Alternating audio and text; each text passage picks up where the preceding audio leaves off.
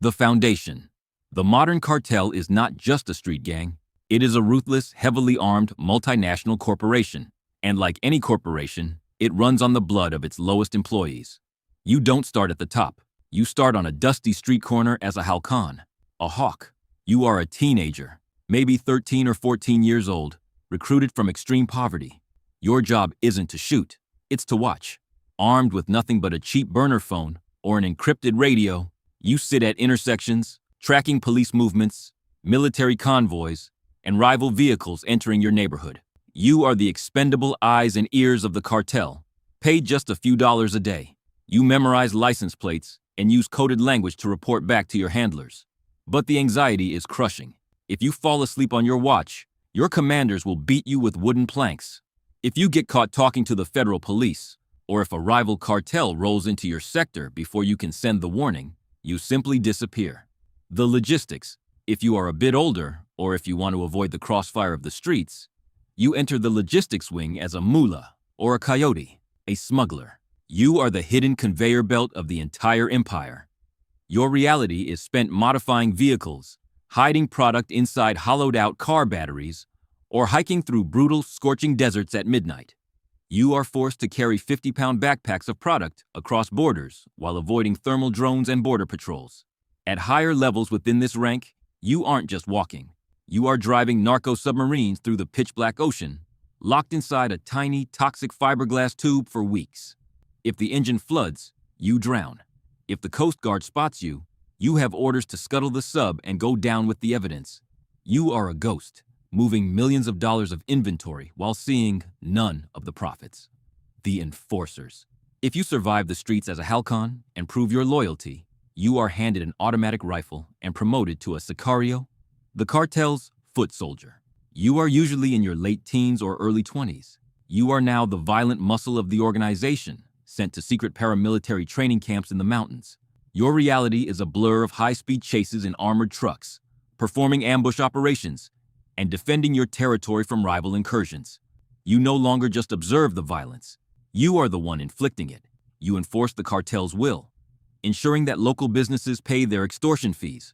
You report directly to a squad leader, and despite the flashy gold-plated weapons and social media clout, you are entirely expendable. As the turf wars heat up and the military cracks down, your life expectancy drops to just a few brutal months. The regional command. Surviving the meat grinder of the Sicarios pushes you into mid-level management as a jefe de plaza, the Plaza Boss. You are now in your late 20s or 30s. You have stepped away from the immediate frontline triggers. You now control an entire city or a crucial border crossing. Your concerns shift to strict management, ensuring the product moves smoothly through your territory and eliminating any disruptions. You command your own small army of Sicarios and Halcones. You are the one implementing the infamous rule of plata o plomo, silver or lead. You actively pay off local police chiefs, journalists, and politicians, absorbing them into your payroll. If they refuse the silver, you give them the lead. But the psychological burden is immense. You are constantly balancing public relations against extreme violence. One major mistake, or a single seized shipment in your city, means your superiors will have you replaced, permanently. The white-collar wing. Running parallel to the violence is a rank that rarely touches a weapon, the financial wing. If you are college-educated, an accountant, or a lawyer, you become the cartel's money launderer. The cartel generates billions in physical cash, and your job is to make it disappear into the legal banking system. You sit in a high-end, air-conditioned office, far away from the blood and the mud. You buy up avocado farms, real estate developments, and shell corporations to wash the blood money clean. But you are not safe. If you misplace a decimal point, or if federal investigators freeze a cartel bank account under your watch, the men with the guns will show up at your house. You are a prisoner to the ledger. With the inner circle. By your late 30s or 40s, if you have proven to be exceptionally ruthless and intelligent, you climb to the rank of lieutenant. You are a highly trusted advisor in the inner circle. You operate entirely in the shadows.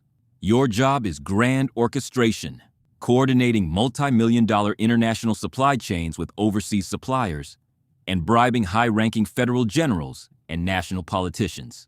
You live in incredible luxury, secluded in massive compounds.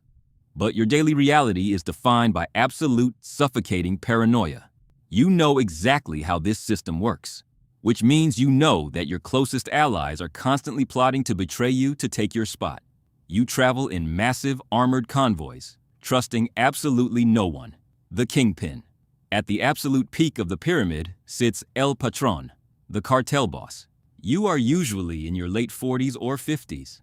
You run a criminal empire that rivals the GDP of sovereign nations. You dictate the fates of entire regions, order the assassinations of government officials, and command thousands of loyal men. But your ultimate power is a golden cage. You cannot sleep in the same bed twice. You are constantly moving between hidden mountain safe houses to avoid capture. You are hunted daily by elite military units, tracked by international intelligence agencies, and targeted by your own ambitious lieutenants looking to stage a coup. You have more money than you could spend in 100 lifetimes, but you cannot safely walk into a restaurant to buy a cup of coffee. The inevitable collapse. In this world, there is no retirement plan. The system is built on a foundation of greed, paranoia, and extreme violence. When the military finally closes in, or when a rival syndicate successfully breaches your defenses, the entire empire shatters, and when it falls, it drags everyone down with it. From the untouchable Kingpin in his mountain fortress, all the way down to the freezing, terrified teenage lookout on the street corner. Thanks for watching. If you want more dark historical deep dives, hit the like button and subscribe to Human.exe. See you next week.